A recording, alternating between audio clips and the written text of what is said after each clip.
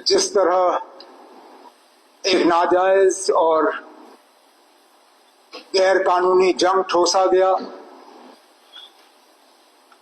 मुझे नहीं लगता है कोई खड़ा होकर उसके हक में बोल सकेगा। उसके साथ साथ मैं आपकी बात कर ही नहीं रहा हूं ना, आप बात कर लेते। उसके साथ साथ जिस तरह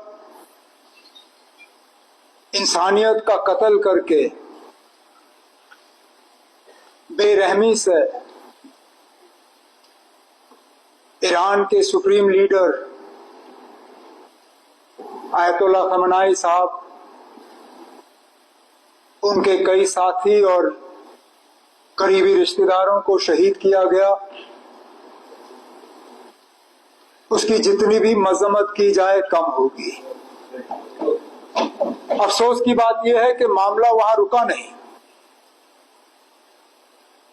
स्कूल में पढ़ते हुए मासूम बच्चियों को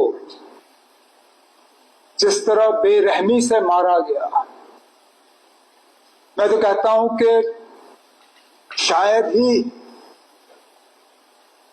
हमारे रीसेंट हिस्ट्री में इस तरह के कोई वाकयों की हमें याददाश्त हो। और मकसद क्या, अभी भी समझ नहीं आता। अमेरिका के सदर की बात अगर आप सुने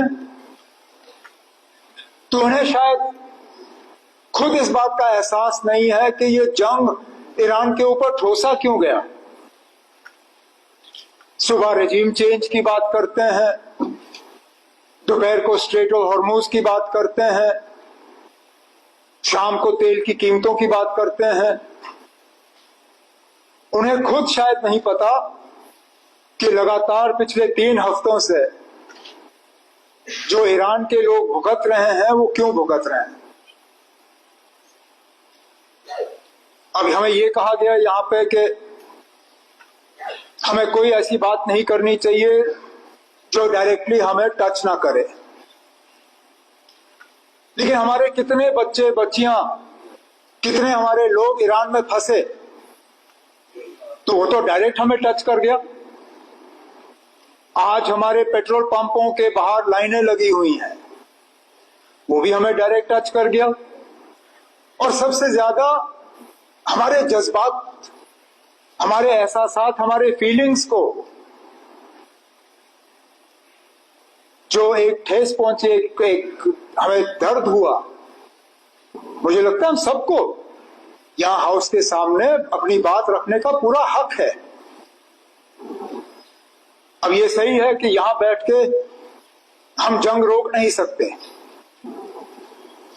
लेकिन मरकज में हमारी हुकूमत बार बार इस बात का जो है वो दावा करती है कि दूसरे मुल्कों के साथ उनके इतने अच्छे ताल्लुकात हैं, और मैं जानता हूं इस चीज को, है अच्छे ताल्लुकात। अमेरिका के साथ उनके ताल्लुकात अच्छे हैं, इजराइल के साथ ताल्लुकात अच्छे हैं, ईरान के ताल्लुकात तो मैंने खुद देखे जब मैं वाजपेयी साहब के साथ मिनिस्टर ऑफ स्टेट था एक्सटर्नल अफेयर्स का। बाकी ईरान के जो हमसाये मुल्क हैं उनके साथ ताल्लुकात।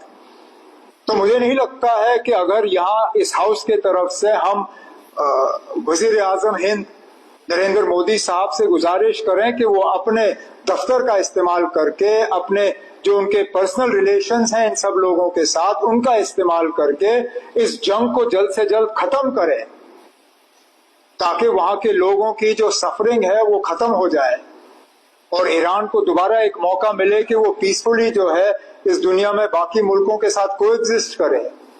तो मुझे नहीं लगता है किसी को इस चीज का इसमें कोई एतराज होना चाहिए। तो एक तो मैं अपने तरफ से और यहां अपने साथियों के तरफ से ईरान के ऊपर जो ये नाजायज और गैर कानूनी जंग ठोसा गया उसकी मजम्मत करता हूं। आयतुल्लाह खamenei साहब और उनके साथ जो उनके साथी शहीद हुए, उनके साथ गम और ताजियत का इजहार करता हूं। उसके साथ जो बाकी लोग इस जंग में मारे गए उनके साथ भी, और अपने मुल्क के वजीर आजम साहब से मोहतबाना गुजारिश करता हूं कि अपने ताल्लुकात और रिश्तों का इस्तेमाल करके जल्द से जल्द इस जंग को जितनी जल्दी वो खत्म करवा सकें उतना हम सबको फायदा होगा, इंसानियत को फायदा होगा। मैं इसमें मजहब की बात नहीं करूंगा, इंसानियत की बात करूंगा। वहां किसी मजहब का कत्ल नहीं हुआ है, इंसानियत का कत्ल किया जा रहा है। इंसानियत को बचाने के लिए अगर हमारा मुल्क जो है एक रोल अदा कर सके और इस जंग को बंद कर सके, मुझे लगता है तमाम इस जम्मू कश्मीर की असेंबली जो है उनको इस चीज से कोई एतराज नहीं होगा। शुक्रिया।